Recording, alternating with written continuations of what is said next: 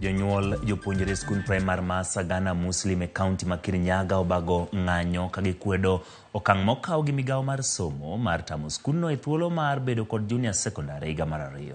Jonyuol go wacho ni giol gi manyo thuolo e skunde mamoko mantiere mabor gi nyithindgi ka koro gidwaro mondo mi piny owacho ochiw layo makare wi kaka gibiro yudo skunde ma gitero e nyithindgi. Direkta mar somo e kaunti ma Kirinyaga Lydia Mutegi kata kamano wacho ni oonge gi ng'eyo moro amora e wi wachno.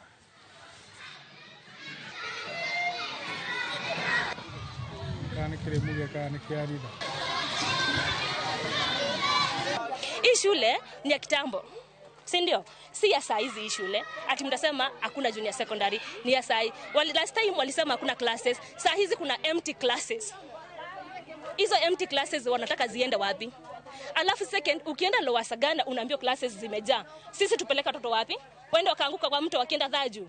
Hawezi vuka mto watoto, especially wasichana na hiyo forest ya kwenda Dhaju. So wanafaa tuweke junior secondary hapa na hizo classes zenye zimebaki. Ama tunafaa serikali wanataka sisi wazazi tuwasaidie aje kama sio kuchunga watoto tuwapeleke shule. I thought serikali ni ya kutoka mdogo tu mkubwa. So wanafaa watulinde hapa shule isiishe. Sasa hiyo junior secondary tupatiwe, classes siko. Waambie serikali tuko na shida. Na sisi ni asura. Kwanza asura ile mbaya na ndio tulisakwa hiyo asura. Atupatie haki yetu. Hatuna shule, watoto wetu wako nyumbani. Hakuna kwa kupeleka watoto. Kwenye tunapeleka watoto wanafukuzwa, hatuna pesa. Sasa na sisi ni maasura, tutapeleka watoto wapi? Shule yetu haina junior, mwaka ujao hakukuwa na junior, saa hii hatuna. Tutafanya nini? Tunataka serikali iingilie kati tupe junior academy.